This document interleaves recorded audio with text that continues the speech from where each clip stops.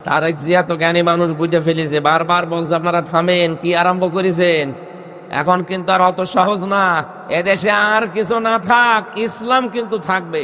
এখানে সব এখন ইসলামের জন্য এক হয়ে যাচ্ছে। জামাত ইসলাম, চরমনাই, হেফাজত ইসলাম, খেলাফত, সব কিছু যদি এক হয়ে যায়, এদেশে 100 জনের 58 জন না, 100 জনের 100 জন মানুষ দেখবেন ইসলাম চায়।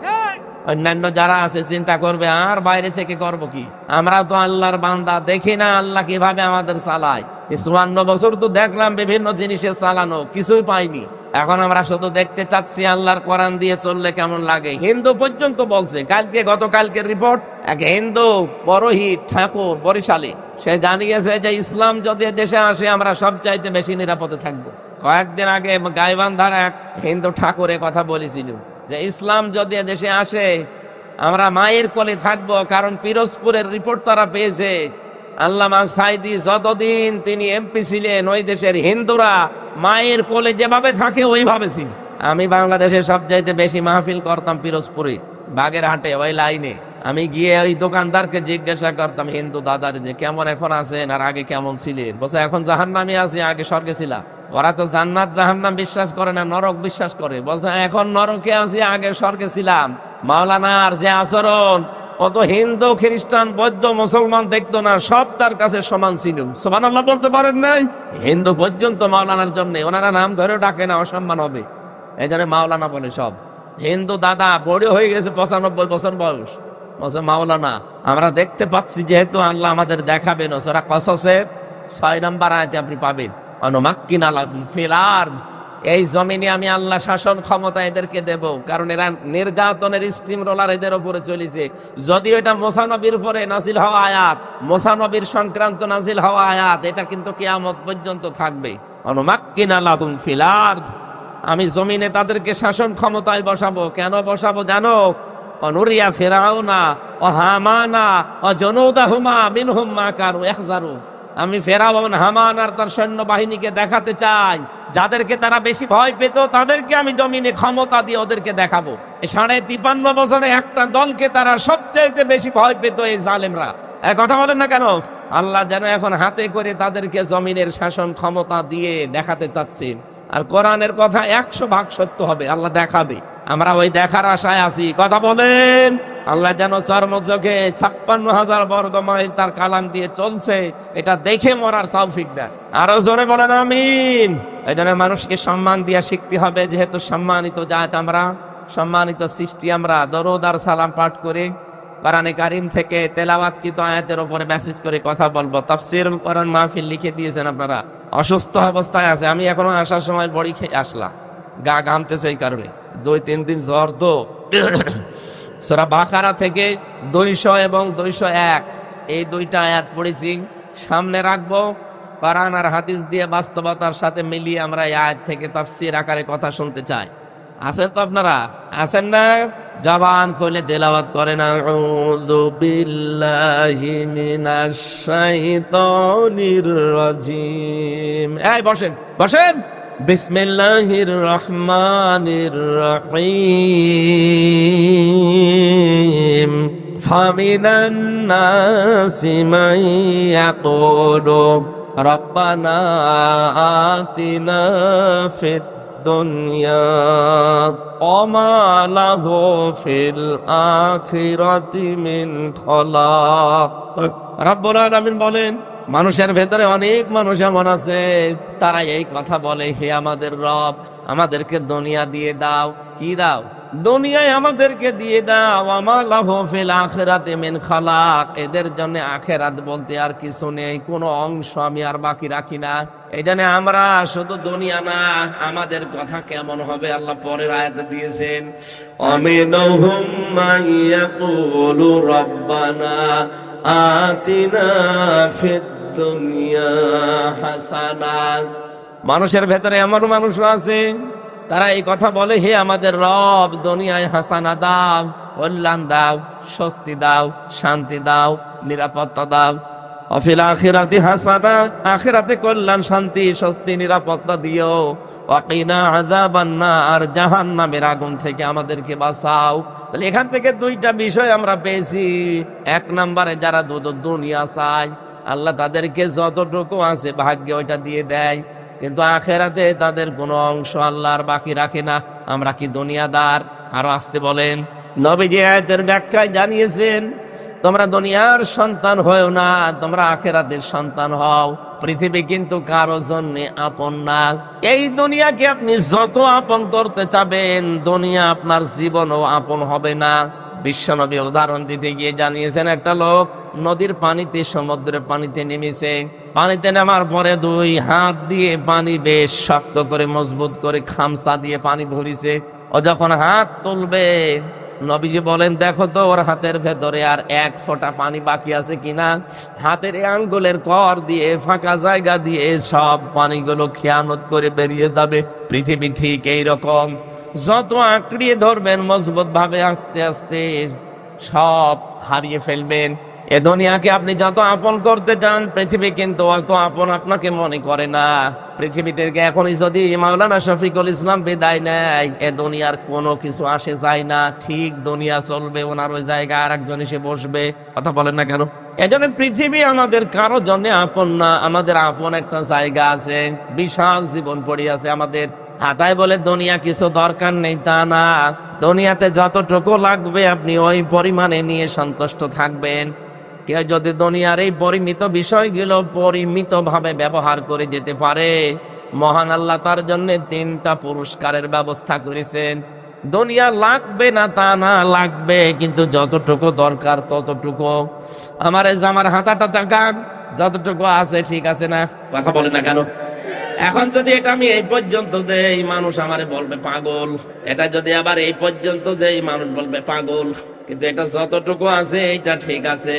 পৃথিবীতে আমরা যারা চলছি, ঠিক এইভাবে চলা লাগবে, যে যতটুকু দরকার ততটুকু, বেশিও না কমও দরকার নেই।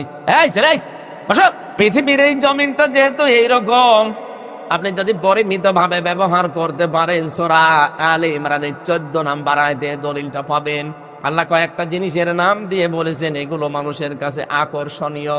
যুজ্জিনা লিন্নাসি হুব্বুশ শাহাওয়াতি মিনান নিসা ওয়াল বানিনা ওয়াল কানাতিরিল মুকানতারাতি মিনাজ যাহাবি ওয়াল ফিদ্দা। এখানে 6টা জিনিসের নাম আছে। এই 6টা জিনিসের প্রতি আসক্তি, ভালোবাসা, মহব্বত আমি আল্লাহ তৈরি করে দিয়েছি। পৃথিবীতে এই 6টা জিনিস মানুষ চায় বেশি, এদের প্রতি আকর্ষণ বেশি। কিন্তু এই বিষয়গুলোকে যদি পরিমিত ভাবে কন্ট্রোল করে মানুষ ব্যবহার করে যেতে পারে, লিল্লাযীনা তাকাউ ইনদা রাব্বিহিম জান্নাত, এই মানুষগুলোর জন্য আমি আল্লাহ 3টা পুরস্কারের ঘোষণা দিলাম। তারা রবকে ভয় করে যদি এগুলোর ব্যবহার করতে পারে, তাদের 1 নাম্বার পুরস্কার দেব আমি আল্লাহ, জান্নাত তাজরি মিন তাহতিহাল আনহার, যার তলদেশ দিয়ে নদী আর নহর প্রবাহমান থাকবে। যেহেতু দুনিয়ায় টাটকা বিষয়গুলো পরিমিত ভাবে ব্যবহার করেছে, ও জানতো যে এগুলো মন মতো ব্যবহার করা যায়, কিন্তু না, একটা নির্দিষ্ট সীমানা আছে। স্ত্রীকে আমারও মনে চাই সুন্দর করে সাজিয়ে মানুষকে দেখায়, আপনার চাইতে আমার বউ সুন্দরী কম না। রিমান্ডে আমার স্ত্রীর ওই ইসের ছবিটা ছিল, বিয়ের দিনের একটা ছবি ছিল ওর ভেতরে। শয়তানরা মোবাইলটা নিয়েছিল যেহেতু আগে, রিমান্ডে ওইটা দেখে আমারে বলছে, হুজুর মানুষ, আর মোবাইলের ভেতরে পূর্ণিমার ছবি। কই যাই তো, কিসের পূর্ণিমা? এটা আমার ম্যাডাম। হুজুর এত সুন্দর বউ পেয়েছে কি করে? দাঁড়ান, আপনার বউ তুলে নিয়ে আসবো। হ্যাঁ, এভাবে বলছিল। ওরা আমার 11 ঘন্টা টাঙিয়ে রেখেছিল মাথায় দড়ি দিয়ে। সর্বশেষ আমাদেরকে বলেছে যে যেগুলো লিখে দিলাম এগুলো ম্যাজিস্ট্রেটের কাছে যে বলবেন। হলে না, এই মিথ্যা কথা আমি বলতে পারবো না। তখন ওই মোবাইল দেখিয়ে বলছে যে মাটির নিচে তো কিছু তো জানি না, 4 ওয়াক্ত নামাজ আমি পড়তেও পারি না, ইশারায় পড়েছি। কয়টা যে বাজে আমি তাও জানতাম না। বলছে এই যে পূর্ণিমার ছবি মোবাইলে। আমি বললাম এটা আমার বউ। বলছে দাঁড়ান, আমি এই বউ এবার তুলে নিয়ে আনবো। তখন বললাম যে যা ভাল লাগে করে, কি করবো বলেন তো? অসহায় না কেউ আছে আমার আশেপাশে? সব ওই জালেমরা। আমার ভাইরা, এই জন্য এটা সাজিয়ে গুছিয়ে যদি দেখানোর বিষয় হয়তো আমিও দেখাতে পারতাম। আমারও মনে চায় যে আপনার বউকে যেভাবে, আপনার মেয়েকে, আপনার পুত্রবধূকে মানুষকে দেখিয়ে শান্তি পান, আমারও তো মনে চায়। না, নিষেধকার। আরো জোরে বলেন। এই দেশের ধনী মানুষ যারা, দেখি অধিকাংশ ধনী মানুষদের এই জামা দামি হয় 60, মোবাইল দামি হয়, ঘড়ি দামি হয়, গাড়ি দামি হয়, বাড়ি দামি হয়, শুধু বউ আর মেয়ে কম দামি হয়। এদের মেয়েদের, এদের বউদের, এদের পুত্রবধূদের কোন জায়গায় কি আছে, অনেকে চোখের এই ক্যামেরা দিয়ে সব একবারেই ফ্ল্যাশ মেরে নেয়। কেন? এটা কি দেখানোর বিষয় দুনিয়ায়? এটা দেখানোর বিষয় আছে শুধু আপনার জন্য, যার বউ সে দেখবে। কথা বলেন ঠিক কিনা? এই যে আপনি ব্যবহারটা করলেন সুন্দরভাবে, সঠিকভাবে, উল্টা পাল্টা ব্যবহার করেননি, এই কারণে আল্লাহ আপনাকে 3টা পুরস্কার দেবেন। এমন জান্নাত আল্লাহ আপনার জন্য বানিয়ে রেখেছেন যে জান্নাতের তলদেশ দিয়ে নদী আর নহর প্রবাহমান থাকবে। ওই দিন আপনি থাকতে পারবেন খালিদিনা ফিহা, চিরকাল। কতদিন? ওয়াজওয়াজুম মুতাহহারা, আল্লাহ বলেন পবিত্র স্ত্রী তোদেরকে দেওয়া হবে। এই মুতাহহারা শব্দের ব্যাখ্যায় আমি পড়েছি, পৃথিবীতে যত সুন্দরী মহিলা হোক, 100 ভাগ পবিত্র কোন মহিলা আছে? আসতে বলেন। ওপরে ফিটফাট দেখতে কি হবে, ভেতরে সদরঘাট। তার হাতে, কানে, নাকে, মুখে, শরীরের বিভিন্ন জায়গায় ময়লা ভরা। আল্লাহ বলেন এমন আছো আজ, এমন স্ত্রী আমি বানিয়ে রেখেছি তোদের জন্য। ওই রকম স্ত্রী যদি পৃথিবীতে একবার মুখ বের করে থুতু নিক্ষেপ করে, তামাম দুনিয়ার পানি সব মিষ্টি হয়ে যাবে। কোনদিন ওই মেয়েটা, ওই হুর, ওই স্ত্রী তোর উপরে রাগ করবে না। এখানে যত বড় আলেম হোক, স্বামী স্ত্রীর ভেতরে কোনোদিন ঠোকাঠুকি হয়নি এমন মানুষ পাবেন? এই যে এটাতে জিজ্ঞেস করেন, যত ভালো মানুষই মনে করেন না কেন, প্রত্যেকের ঠোকামুখি আছে। স্ত্রীর 100 ভাগ মন পাওয়া সম্ভব না। আল্লাহ বলেন এই নিয়ামতটা আমি নিজে বানাবো জান্নাতে, ওয়াজওয়াজুম মুতাহহারা। কোনদিন তোর বউ, তোর স্ত্রী তোর উপরে কোনদিন রাগ করবে না, মনোমালিন্য হবে না। জোরে বলেন সুবহানাল্লাহ। এটা যে কত বড় জরুরি দামি জিনিস, কত দরকারি জিনিস, আমরা যারা বিবাহিত তারা টের পাই। আজ হাজারো পরিবারে স্ত্রীর মন খারাপ থাকার কারণে স্বামীর আইন কমে যাচ্ছে, কারণে অকারণে স্ত্রী কথা বন্ধ করে দেয়। কি কথা বলছেন এখানে? আর মেয়ে লোক যদি কথা বন্ধ করে দেয় বাড়িতে, ওই পরিবারের মতো এরকম অশান্ত পরিবারে দুনিয়ায় আর নেই। একটা ঘটনা পড়েছিলাম, এরকম সেই স্ত্রীর কাছেও থাকে না, বাইরে থাকে। খড়কোটায় আগুন লাগিয়ে লাগিয়ে খড়কোটার আগুনের তাপ নেয়। আল্লাহর ইশারা 3 দিনের মাথায় একদিন খড়কোটার আগুন বেয়ে বেয়ে ওর লুঙ্গিতে লেগে গেছে, অত টের পায়নি। স্ত্রী জ্বালানোর ফাঁকা দিয়ে তাকিয়ে দেখছে আগুন লেগে গেছে জায়গায়। চিন্তা করছে এখন যদি কথা বলি তাহলে আমার প্রেস্টিজ নষ্ট হবে, কথা বলবো না, যাক ওর পুড়িয়ে যায় যাক। আমার মনে মনে ভাবে ওর যদি পুড়িয়ে যায় তাহলে আমার কি হবে? কি, কিন্তু কথা তো বলা যাবে না, কথা বললে আমার প্রেস্টিজ যাবে। কি করা যায়? স্ত্রী তখন জ্বালানা থেকে মুখ অন্যদিকে ঘুরিয়ে জোরে জোরে বলতেছে, আমি কারোর সাথে কথাও বলি না, কারোর সাথে লুঙ্গিতে আগুন লাগলে তাও বলি না। স্বামী চিন্তা করছে হচ্ছে কি, তাকিয়ে দেখে লুঙ্গিতে আগুন। তাড়াতাড়ি আগুন লিভিয়ে বলছে দরকার নেই, জীবনে আর কোনোদিন বেঁচে থাকতে বউর সাথে কথা বন্ধ করবো না, এখনই পুড়িয়ে যেতাম। সম্মানিত মা বোন বিভিন্ন জায়গায় আছেন, আমি জানি, কান খাড়া করে শোনেন। এই দেশে হাজারো স্ত্রীর কারণে পুরুষ মানুষের আইন কমে যাচ্ছে। আপনি কারণে অকারণে বিনা কারণে স্ত্রী কথা বন্ধ করে দেয় স্বামীর সাথে, ও বেচারা শেষ পর্যন্ত মারতেও পারে না, সহ্য করতে পারে না, মানসিক রোগী হয়ে যায়। এরকম পুরুষ মানুষ দেশে নেই? কারা কারা আছেন হাত তোলেন তো? অনেকেই আছে না। মা বোন যারা শুনতে পাচ্ছেন, এমনকি এই যে রেকর্ড হচ্ছে শুনবেন, আপনি কি মনে করছেন স্বামীর এই মন খারাপ নিয়ে আপনি জান্নাতে যেতে পারবেন? জীবনও না। কোন স্ত্রী যদি মারা যায় আর স্বামী যদি বলে মন থেকে যে না আমার বউ কিন্তু সত্যি ভালো ছিল, আমার মন মতো ছিল, নবীজি বলেন ওই স্ত্রীকে আল্লাহ নিজ গুণে মাফ করে দেবেন। আল্লাহ মেয়েদেরকে খাদিজাতুল কুবরার মতো হওয়ার তৌফিক দেন, বলেন আমিন। হযরতে খাদিজার জীবনী পড়লাম, কোনদিন হযরতে খাদিজাতুল কুবরা রাদিয়াল্লাহু তাআলা আনহা 1 ওয়াক্ত নামাজ পড়েননি, একটা রোজা রাখেননি, একটা টাকা তিনি যাকাত দেননি, একবারও তিনি হজও করেননি, কারণ এই বিধানগুলো সব তার ইন্তেকালের পরে নাযিল হয়েছে। একটা জীবনে নামাজ পড়লেন না, রোজা রাখলেন না, যাকাত দিলেন না, হজ করলেন না, অথচ আল্লাহ নিজে জান্নাতে তার জন্য একটা ঘর বানিয়ে পাঠিয়ে দিয়েছে স্বামী স্ত্রীর কাছে। নবীজি বসে আছেন, জিবরাইল এসে বলে, হে নবী, আল্লাহ আমাকে একটা সুসংবাদ পাঠিয়েছেন যে খাদিজা আপনার স্ত্রী, তার জন্য আল্লাহ নিজে জান্নাতে একটা নয়েজ মুক্ত, আওয়াজ মুক্ত ঘর বানিয়েছে। ওই ঘরে খাদিজা ছাড়া কেউ প্রবেশ করতে পারবে না। আপনি খাদিজা আসলে বলবেন যে আল্লাহ তাকে সালাম দিয়েছে এবং আমি জিবরাইলও তাকে সালাম দিয়েছি। পৃথিবীতে একটা মহিলাকে আল্লাহ নিজে সালাম পাঠিয়েছেন, আর একজন মহিলা, সে ঘর চেয়েছিল আল্লাহর কাছে, এই জন্য আল্লাহ তার জন্য ঘর বানিয়েছিলেন, তার নাম আসিয়া। তার জন্য আল্লাহ ঘর বানাননি, তিনি ঘর চেয়েছিলেন। ইযে ক্বালাতি রাব্বি ইবনি লি ইনদাকা বাইতান ফিল জান্নাতি ইলা আখির আয়া। হযরতে আসিয়া বলেছিল, মাবুদ তুমি আমার জন্য একটা ঘর বানিও জান্নাতে, যেখানে বসে বসে তোমারে দেখা যায়। তার জন্য আল্লাহ ঘর বানাননি, তিনি বানাতে বলেছিলেন তাই। কিন্তু খাদিজার জন্য আল্লাহ নিজে ঘর বানিয়ে পাঠিয়ে দিয়েছেন, আর বলেছে এই ঘরটা নয়েজ মুক্ত, আওয়াজ মুক্ত। কেন? হযরতে খাদিজাতুল কুবরা স্বামীর জন্য তার একটা ঘরকে তিনি নয়েজ মুক্ত, আওয়াজ মুক্ত রাখতেন, গোলমাল মুক্ত রাখতেন। বাড়ি থেকে বাইরে যখন নবীজি যেতেন, বাইরে থেকে আসলে ওই ঘরে প্রবেশ করলে তিনি শান্ত হয়ে যেতেন। ও মা বোনেরা, স্বামী যখন বাইরে থেকে আসবে, ঘরটা আপনি আওয়াজ মুক্ত করে ফেলবেন, একটা শান্ত নির্মল পরিবেশ তৈরি করবেন ঘরটায়। ও বাইরের পরিশ্রান্ত শরীর বাড়িতে আসলে যেন অন্তত শান্ত সৃষ্ট হয়ে যায়। এমনও স্বামী আমরা এখানে আছি, বাইরে থেকে কর্মজীবন শেষ করে বাড়িতে আসলে মনে হয় ঘরটা জাহান্নাম। কথা বলেন না কেন? আপনাকে খাদিজাতুল কুবরার সাথে আল্লাহ জান্নাত দেবে, আন্দাজে দেবে। সে তার স্বামীর জন্য নয়েজ মুক্ত করতেন, ঘর আওয়াজ মুক্ত, আর আপনি আওয়াজ মুক্ত করে রাখেন। যত সমস্যা ঘরে আসলে 14টা ফর্মালিটি আপনি আমার কানে শোনান। আশা করছে হাদিসটা মেনে খাদিজাতুল কুবরার সাথে জান্নাতি হওয়ার চেষ্টা করবেন। বলেন আমিন। যে কথাটা বলতে পর্যন্ত এসেছিলাম, হযরতে খাদিজাতুল কুবরা রাদিয়াল্লাহু তাআলা আনহা প্রতিদিন রাতের বেলা তিনি স্বামীর জন্য দরজার সাথে হেলান দিয়ে তিনি ঘুমিয়ে থাকতেন। নবীজি যে আসতেন একবার ডাক দিতেন খাদিজা, সঙ্গে সঙ্গে খুলে যেত। বিশ্বনবী প্রতিদিনই জিজ্ঞাসা করতেন ঘুমাও না রাতের বেলা? খাদিজাতুল কুবরা বলে, হে রাসূল আপনি বাইরে থাকেন দিনের কাজে, দিন প্রচারে, আমি টেনশনে থাকি, কখন না জানি কোন বিপদ আপনার উপরে চলে আসে। বাড়িতে আসার পরে যদি বারবার ডাকতে থাকে, উঠতে আমার দেরি হয়ে যেতে পারে। এজন্য যতক্ষণ আপনি বাড়ি না আসেন ততক্ষণ ঘুম লাগলেও আমি দরজার সাথে হেলান দিয়ে ঘুমাই।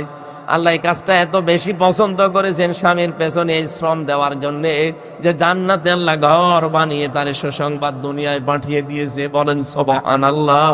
এজন্য স্ত্রীর কাজ হচ্ছে আজওয়াজুম মুতাহহারা। জান্নাতে আল্লাহ এমন পবিত্র স্ত্রী দান করবেন যে কখনো আপনাকে টেনশন দেবে না, আপনাকে আওয়াজ নয়েজ এগুলো দেবে না, সব সময় আপনার উপরে সন্তুষ্ট থাকবে। এরকম বউ পাওয়া যায় কত বড় নিয়ামত। ওয়ারিদওয়ানুম মিনাল্লাহ, সবচাইতে বড় বিষয় আমার আল্লাহ নিজে তার সন্তুষ্টি প্রকাশ করবেন। বলেন সুবহানাল্লাহ। আমি শফিক সাহেবের বাড়িতে গেলাম মেহমান হিসাবে, উনি আমারে নিলেন। বাড়িতে যে সালাম দেওয়ার পরে বসিয়েছে, উনি যদি আমার উপরে রাজি খুশি না থাকে, ঠিক আছে এসেছে আর করবো কি, খাবারের থালা প্লেট নিয়ে বলছে খা নে, আমার খুব ভালো লাগবে। আরে মেহমান হিসাবে আল্লাহ তোমাকে নিয়েছে, খাবারও দেবে, যদি ওই রকম নিয়ে খায় এরকম না বলে মাছের কলিজা দিয়ে নিজের কুদরতি হাতে তুলে তুলে আপনাকে খাওয়ায়, আর বলে মেহমানেরা আজকে থেকে আমি তোমাদের ওপরে খুব বেশি খুশি হয়ে গেলাম। তখন মেহমান খেয়ে থাক না খেয়ে থাক এমনিতেই পেট করে যাবে। আল্লাহ বলেন জান্নাতের তো নিয়ামত এমন ভাবে রেখেছি যে জান্নাতের নিয়ামতে কোনোদিন ওর কোনো আফসোস থাকবে না। ওয়ালাকুম ফিহা মা তাশতাহি আনফুসুকুম ওয়ালাকুম ফিহা মা তাদউন নুজুলাম মিন গফুরির রহিম। আমি জান্নাতটা এমন ভাবে বানিয়েছি যে চাওয়ার আগে জিনিস পাওয়া যাবে। মনের ভেতরে কামনা বাসনা যা আসবে চাইতে দেরি, চাওয়াও লাগবে না, কামনা আসলে ওটা জান্নাতে পাওয়া যাবে। এটা আমরা 100% বিশ্বাস করি। তো করি, তাহলে দুনিয়ার এই বিষয়গুলো পরিমিত করা লাগবে। ব্যবহার করবেন ঠিক, কিন্তু পরিমিত করা লাগবে। একেবারে ছেড়ে দিলে আপনি তো চলতে পারবেন না। রাব্বুল আলামিন বলেন বহু মানুষ এমন আছে তারা দুনিয়াকে বলে আমারে দিয়ে দাও, কিন্তু আমি আখিরাতে তাদের জন্য একটা অংশও বাকি রাখি না, কারণ তারা আখিরাত চায় না। কিন্তু আমার মুমিন বান্দা বান্দি যারা, এই মানুষগুলো দুনিয়া চায়, আখিরাতও চায়, আর জাহান্নাম থেকে বাঁচতে চায়। এখন দুনিয়ায় আমরা যারা হাসানা চাই, কল্যাণ চাই, এখানে যারা হাজি সাহেব আছে প্রত্যেকটা হাজি দেখবেন রুকনে ইয়ামিনী থেকে হজরে আসওয়াদ এই জায়গাটা পার হওয়ার সময় আল্লাহর কাছে বলে রব্বানা আতিনা ফিদ দুনিয়া হাসানা, হে আল্লাহ দুনিয়ায় হাসানা দাও। দুনিয়ায় আমরা যারা এতদিন এই দোয়া করেছি, আমি নিজেও তো প্রতিদিন এই দোয়া করতে আছি যে দুনিয়ায় হাসানা দাও, এখানে আমরা করি না। এক কথা বলেন না কেন? যারা এই দোয়া করেন যে আল্লাহ দুনিয়ায় হাসানা দাও, দুনিয়ার হাসানা কি? তাফসীর থেকে আমি শোনাচ্ছি, এবার দুনিয়ার হাসানা আমি পেয়েছি 16টা। কেউ যদি দুনিয়ার হাসানা পেতে চায় তাহলে কয়টা জিনিস পাওয়া লাগবে? আরো জোরে বলেন। আপনি দেখেন তো পেয়েছেন কিনা। এতদিন ধরে দোয়া করছেন যে দুনিয়ায় হাসানা দাও, দুনিয়ার হাসানা কি? দুনিয়ার হাসানায় 16 নম্বর 16টা জিনিস পাবেন। 10টা জিনিস দুনিয়ার হাসানা, আর আখিরাতের হাসানা 5টা। ওয়াকিনা আযাবান নার, জাহান্নাম থেকে বাঁচার উপায় 1টা। 10, 5 আর 1 সব মিলে কত? আরো জোরে। এই দোয়াটা সে জন্মের পর থেকে করছি আমরা এতদিন, আজও করছি, কিন্তু আসলে পেয়েছি কিনা দোয়ার যে কথাগুলো বলা হয়। এবার মেলাবেন আপনার দোয়া কতদূর কবুল হয়েছে। 1 নম্বরে দুনিয়ার হাসানা হচ্ছে কোরআনে কারিম পাওয়া। এখন প্রশ্ন আসতে পারে কোরআন তো পেয়েছি না, কেউ যদি কোরআন পায় তাহলে তার 4টা জিনিস পাওয়া লাগবে। আপনারা কি চলে যাবেন নাকি? আছেন তো? এটা আছে সূরা বাকারার 221 নম্বর আয়াতে, আল্লাযীনা আতাইনাহুমুল কিতাবা ইয়াতলুনাহু হাক্কা তিলাওয়াতি উলাইকা ইউমিনুনা বিহি ওয়া মান ইয়াকফুর বিহি ফাউলাইকা হুমুল খাসিরুন। বলেন আল্লাহু আকবার। আল্লাহ বলেন আমি যাদেরকে কিতাব দিয়েছি, যারা আমার কিতাব পেয়েছে, এই মানুষগুলো তার হক আদায় করে তেলাওয়াত করে। হক আদায়ের বিষয়ে আমি 4টা বিষয় দেখেছি তাফসীরে। 1 নম্বরে শুদ্ধ করে পড়া, 2 নম্বরে ওটা বোঝা, 3 নম্বরে নিজের প্র্যাকটিক্যাল জীবনে ওটা আমল করা, কাজ করা অনুযায়ী, 4 নম্বরে ওটা যেন মানুষ মানতে পারে সেই ব্যবস্থা করে দেওয়া। এখানে আমরা যারা আছি হয়তো কোরআন শুদ্ধ করে পড়তে পারি, 1 নম্বর পেলাম। 2 নম্বরে হয়তো আমরা বুঝি কম বেশি, 3 নম্বরে আমার প্র্যাকটিক্যাল লাইফে কম বেশি আমরা মানতে পারি, 4 নম্বর এটা আমি মানুষকে মানাতে চাই, এইটাই আমরা অনেকে নেই। হ্যাঁ, কথা বলছেন না কেন? এটা আমি মানুষকে মানাতে চাই, এরকম পরিবেশ তৈরি করা লাগবে না? একামতে দিনের দায়িত্ব যারা পালন করে তারা তো এইটাই চায় যে আমি শুধু নিজে মানবো না, আমি মানুষকে মানাতে চাই। আমি যেমন নিজে দুর্নীতি করি না, আমি করতেও দেব না। কথা বলেন। আমিরে জামাত ডক্টর শফিকুর রহমান হাফিজাহুল্লাহ উনি এই ঘোষণায় দিয়েছেন যে আগামীতে যদি ইসলাম এদেশে আসে সাদাবাজি চলবে না, সাদাবাজি নিজেরা করি না, কাউকে করতেও দেব না। আমরা তো কোরআনের হক আদায় করতে চাই। কারণ রব্বানা আতিনা ফিদ দুনিয়া হাসানা, দুনিয়ায় হাসানা দাও বলি আমি শেষ করে দিতে চাই না, আমি দুনিয়ার হাসানা চাই। দুনিয়ার হাসানা যদি পেতে চায় তাহলে নিজে মানলে হবে না, এটা যেন মানুষ মানতে পারে সেই ব্যবস্থা করে দেওয়া লাগবে। আর এইটা করতে চাই, এই জন্য অনেক জালেম, অনেক মুনাফিক আমাদেরকে ধর্ম ব্যবসায়ী বলছে, বলে এরা ধর্ম ব্যবসায়ী হয়ে গেছে।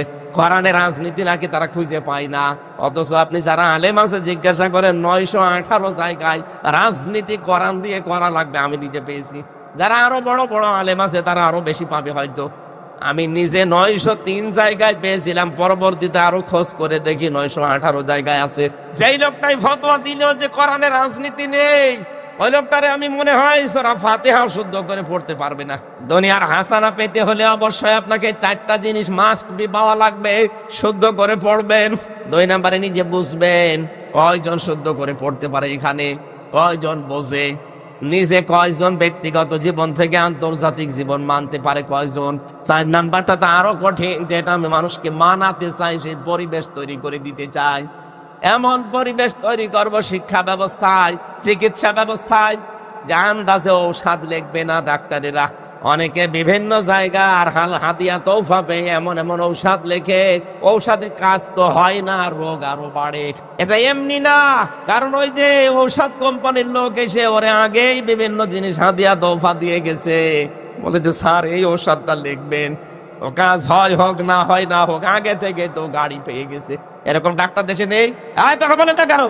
ডাক্তার যদি শাহিন জর্দারের মতো ডাক্তার বানাতে পারতেন এই দেশে, ডাক্তার মতিয়ার রহমানের মতো ডাক্তার বানাতে পারতেন। আপনি সারা দুনিয়া দিয়ে দিলেও জীবনও আপনার মন মতো ঔষধ সে লিখবে না। রাজশাহীর ডাক্তার ফাতেমা সিদ্দিকার মতো ডাক্তার বানান, সারা বাংলাদেশ লিখে দেবেন, তারপরও আপনি উল্টা পাল্টা ঔষধ লিখবে না। অথচ কত ডাক্তারের দেখি সব বেতন দরজা দিয়ে দেওয়া থাকে, আগে থেকে সব পেয়ে যায়, এই জন্য এমন ঔষধ লেখে রোগী বাঁচানোর তাগিদার মরে যায়। এজন্য সব বিভাগগুলো মুক্ত করা লাগবে, যেন মানুষ এখানে আল্লাহর বিধান মানতে পারে, সেই ব্যবস্থা আমি করতে চাই। আর আমার যতটুকু বিশ্বাস, একামতের দিনের দায়িত্ব যারা এদেশে পালন করে তারা এইটাই চায় যে আমি নিজে মানবো তা না, মানুষকে মানাবো। কথা বলেন ঠিক কিনা? এটা যদি আপনার কাছে রাজনীতি মনে হয়, হ্যাঁ এটা আমার রাজনীতি, আমি কোরআন নিজে পড়বো সত্য করে, আমি বসবো, আমি নিজে মানবো, আমি মানুষকে মানাবো। বলেন এটা মানুষকে মানাতে গিয়ে যদি ঝামেলা হয়, হ্যাঁ আমার ঝামেলা হবে। যদি এর জন্য দল করা লাগে আমি দল করব, এর জন্য যদি মিছিল করা লাগে মিছিল করব, যদি ভোট দেওয়া লাগে ভোট দেবো। কারণ আমি চাই কোরআন মানুষ যেন মেনে নিতে পারে, সেই পরিবেশ দরকার না। হাজারো জায়গায় কোর্টে যাবেন, কুমিল্লার কোর্টের ইট পর্যন্ত টাকা চায়। বেশি বললাম?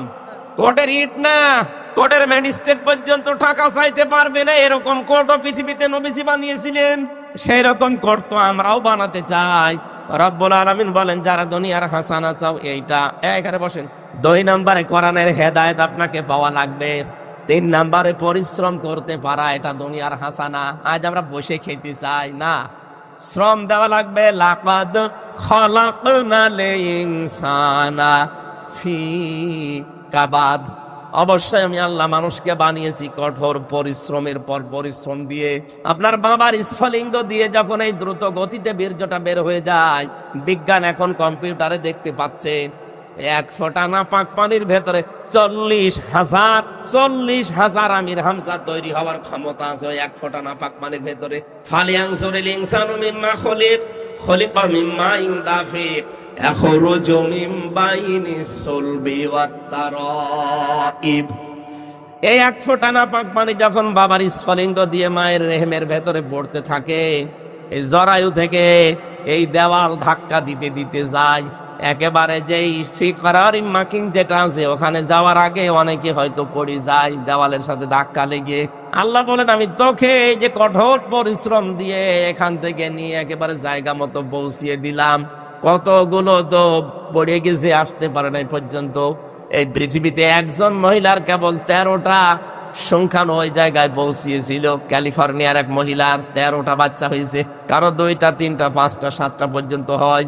তার মানে আমি ওখান থেকে পরিশ্রম আরম্ভ করেছি, আমাকে কেউ টলাতে পারেনি। আমি কিন্তু 39,999 জনকে পেছনে ফেলে আমার মায়ের ওই কারারিম মাকিন সুরক্ষিত স্থানে আমি একা পৌঁছিয়েছিলাম। আমি হামজা, আমি শফিক। কথা বলেন না কেন? ওখান থেকেই শেষ করে দেয়নি। 40 দিন আমাকে পাল্টিয়েছে। আমাকে পাল্টাতে যে বহু রকমের চেষ্টা সাধনা আমার উপর দিয়ে গিয়েছে। আমার খাবারের উদ্রেক দেখা দিয়েছে। আল্লাহ পাক বলেন খাবারের সময় আমি না পাক খাবারটা তোর মুখ দিয়ে দিতে পারতাম, ওই রক্তটা দেইনি। নাভির ভেতর দিয়ে আমি আল্লাহ পাস করে দিয়ে তোকে বাঁচিয়ে রেখেছি। আমি জানাতে চাই দুনিয়ায় যে এই মুখ দিয়ে যেন কোনো নাপাক জিনিস দিবি না। মানুষের জিনিস চুরি করে খাওয়া এটা নাপাক না? না বলে খাওয়া, না বলে নেওয়া, এর নাম চুরি। এটা দেশে নেই। এটা যে দেশে আছে, যে দুপুর বেলা যে মোবাইল চুরি করলো, এইটা এটার প্রমাণ। না বলে নেওয়া, না বলে খাওয়া, এর নাম কি? এটা করা যাবে না। এটা যেমন শুকুরের গোস্ত, যেমন না বলে খাওয়া, না বলে নেওয়া জিনিস, ওই রকমই শুকুরের গোস্ত হারাম, পায়খানা হারাম, এইটাও হারাম। এই নাপাক জিনিস যেন আপনার মুখে প্রবেশ না করে। তার মানে দুনিয়ার কল্যাণ হচ্ছে পরিশ্রম করতে পারা। যদি শ্রম দিতে পারেন, পরিশ্রম করতে পারেন, বুঝবেন আপনি দুনিয়ার হাসানা পেয়েছেন। আপনি শ্রম দিতে পারেন, আপনার মেধার শ্রম আছে, আপনার শরীরের শ্রম আছে, আপনার যোগ্যতার শ্রম আছে, আপনার লেখাপড়ার শ্রম আছে, আপনার ক্ষমতার শ্রম আছে। কত জায়গায় শ্রম লুকিয়ে আছে, আপনি একটাও দেন না, শুধু বসে বসে খান। আজ বাংলাদেশে যারা বসে বসে খায় এরা নাকি আল্লাহর ওলি, এরা তো আল্লাহর বলি। 48,000 দরবারে যারা বসে বসে খায়, পীর নাম নিয়েছে, আল্লাহর ওলি নাম নিয়েছে। কে বলিস আল্লাহর ওলি? আল্লাহর ওলি তো আল কাসিম ও হাবিবুল্লাহ, যারা শ্রম দিয়ে খায়। কাজ করে খাওয়া লাগবে আপনাকে, কাজ যত ছোট হোক অসুবিধা নেই। কিছু মানুষের অভ্যাসই হয়ে গেছে কাজ করবার, শুধু বসে বসে খাবে। কাজ করে খাবেন আপনি, শ্রমের যে ঘাম ঝরবে, নবীজি বলেন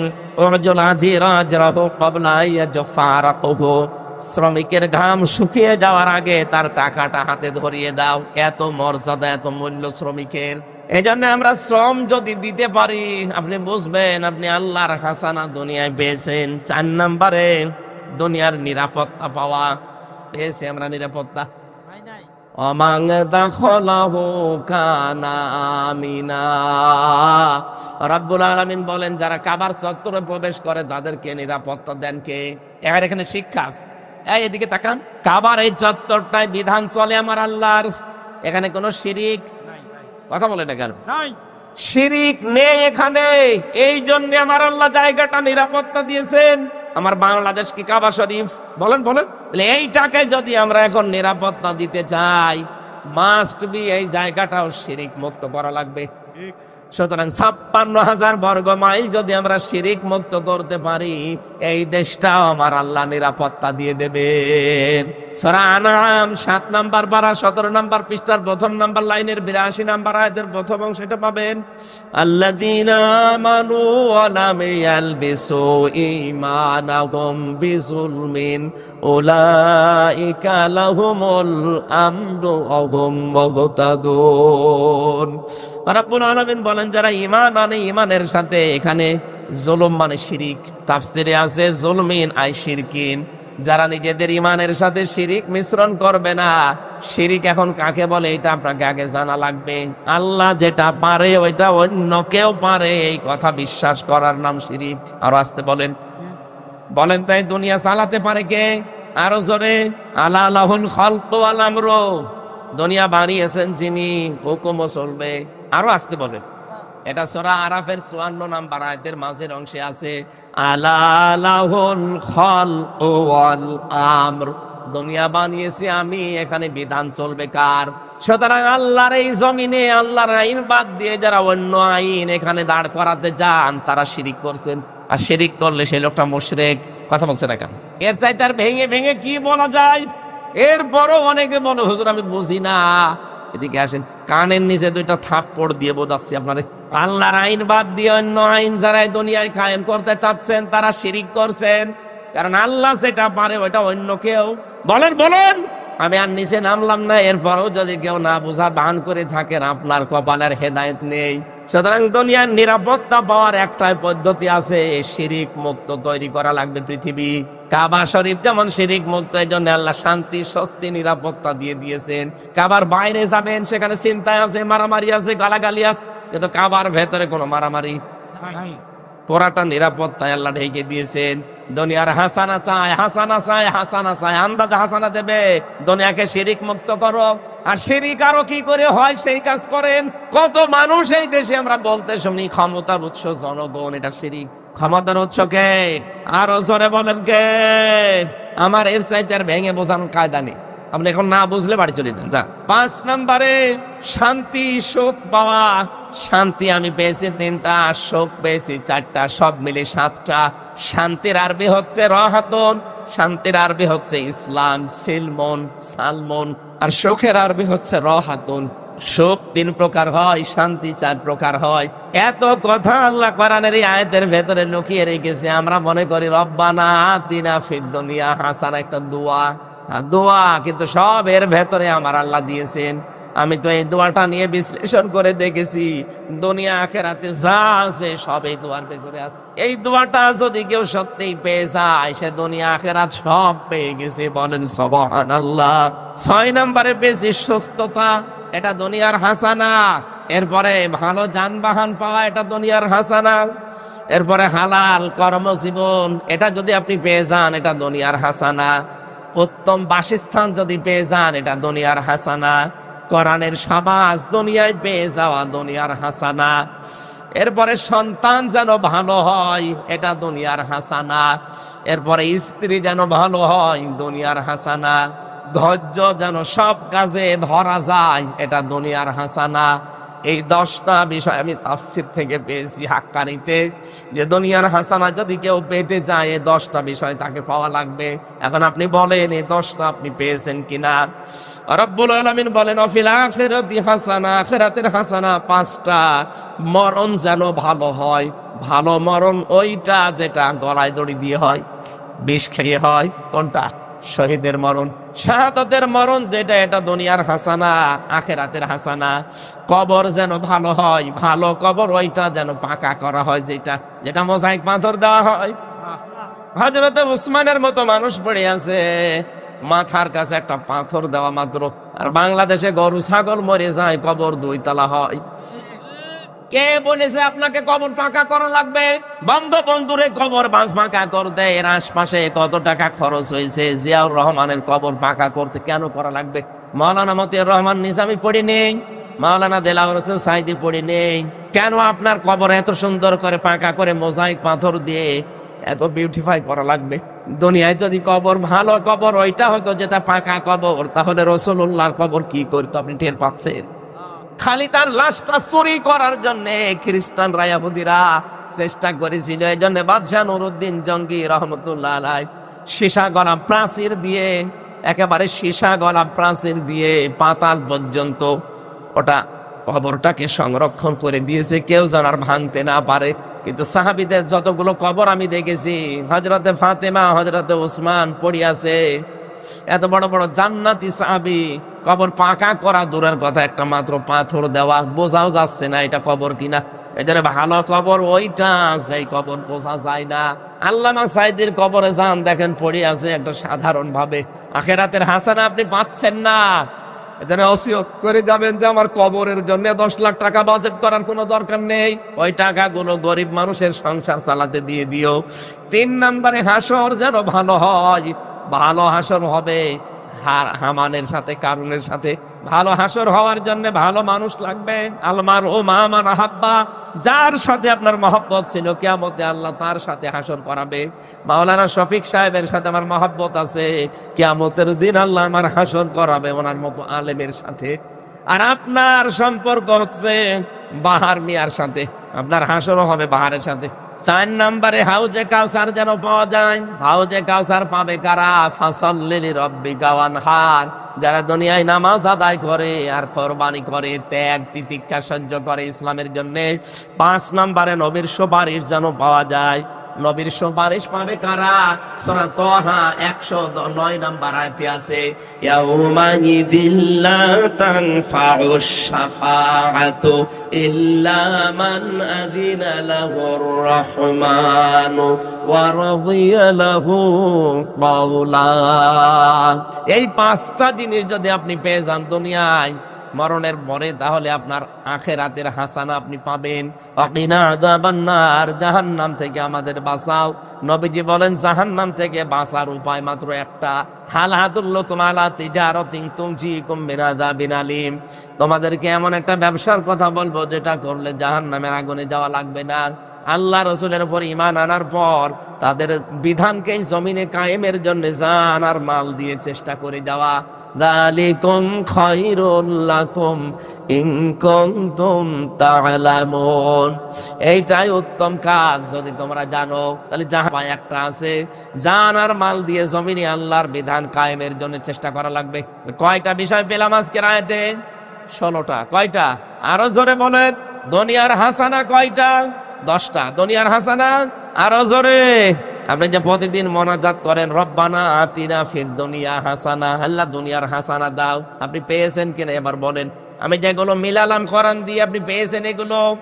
না, পাননি। আপনি প্রথমটাই তো পাননি। কোরআন যে পাওয়া লাগবে, কোরআন পাওয়ার হক কয়টা? শুদ্ধ করে পড়া, নিজে বোঝা, নিজে আমল করা, আর মানুষ যেন মানতে পারে সেই ব্যবস্থা করার চেষ্টা করা। যারা আজ করে যাচ্ছে তারাই জালেমের টার্গেট ছিল। যতদিন পর্যন্ত আল্লামা শফি হেফাজতের সাবেক আমির কোরআন পড়েছে, বুঝেছে, নিজে আমল করেছে, কোনো শত্রু ছিল না। যখনই বলেছে না এটা আমি মানুষকে মানাতে চাই, তখনই তার নাম হয়ে গেছে তেতুল হুজুর। আল্লামা সাইদি যতদিন কোরআন পড়েছে, বুঝেছে, নিজে আমল করেছে, শত্রু ছিল না। যেই বলেছে না এটা আমি মানুষকে মানাতে চাই, তখনই তার বরাতে জেলখানা। এক কথা বলেন না কেন? আমাকেও তো ধরার পরে পড়েছিল জালেমরা যে আপনাকে যা বলতে বলি এগুলো শুধু বলবেন, আপনাকে আমরা ওলামা লীগের সেক্রেটারি বানিয়ে দেব কুষ্টিয়া ভার্সিটির। না, আমার যেই লোকটা ধরেছিল আসাদুজ্জামান, আশপাশে যারা থাকতো যে পিটান এরে দেন, এরে পিটান, উল্টো করে পিটান। আমার অফার দিত বারবার যে আপনাকে আমরা অফার দেই, কথা বলেন না কেন? ওনার চোখটা খুলি দিন দেখি আপনার চেহারাটা। মানুষ নামে একটা টাটকা শয়তান আমারে বারবার বলেছে আমরা কুষ্টিয়া ভার্সিটির আপনার ওলামা লীগের সভাপতি বানিয়ে দেব, সেক্রেটারি বানিয়ে দেব। শুধু যা বলতে বলি এগুলো বলবেন আদালতে, না মিথ্যা কথা বলা যাবে না। জামাত ইসলামের বিরুদ্ধে, শিবিরের বিরুদ্ধে, আকিজ গ্রুপে আমি চাকরি করতাম, আকিজের বিরুদ্ধে বলবেন, তার মানে ওদের বিরুদ্ধে বলি ওদেরকে কালার করবে আর ওদের কাছ থেকে মাল খাবে। এই জন্য কে যেন একটা গান বেঁধেছে, আগে কি সুন্দর মাল কামাইতাম আমরা। আরে ভাই, দুনিয়ার হাসানা চাই আমরা, শুধু দোয়া করে শেষ করে দিইনি। আমরা দুনিয়ার হাসানা চাই, এই কারণেই তো মানুষ যেন কোরআন মানতে পারে সেই পরিবেশ দরকার না? সে পরিবেশ এখন আছে, তৈরি করা লাগবে 10টা। আর আখেরাতের হাসানা ওই 5টা। জাহান্নাম থেকে বাঁচতে হলে মাস্ট বি জমিনে দিন কায়েমের আন্দোলন আপনাকে করাই লাগবে। এই পৃথিবীতে দিন কায়েমের আন্দোলন করা ফরজ, বিরোধিতা করা কুফরি, আর চুপ থাকা মুনাফিকি। আল্লাহ আমাদের হেফাজত করুন, এই 16টা বিষয় যেন আমরা দুনিয়া আখেরাতে পাই। আল্লাহুম্মা আমিন। লা ইলাহা ইল্লা আনতা সুবহানাক ইন্নী কুনতু মিনাজ জালিমিন। রব্বানা আতিনা ফিদ দুনিয়া হাসানা ওয়া ফিল আখিরাতি হাসানা ওয়া কিনা আযাবান নার। রব্বুল আলামিন, সৈয়দপুর, কুমিল্লা জেলার সৈয়দপুরের দিকে তুমি তাকাও, হাজার হাজার বান্দা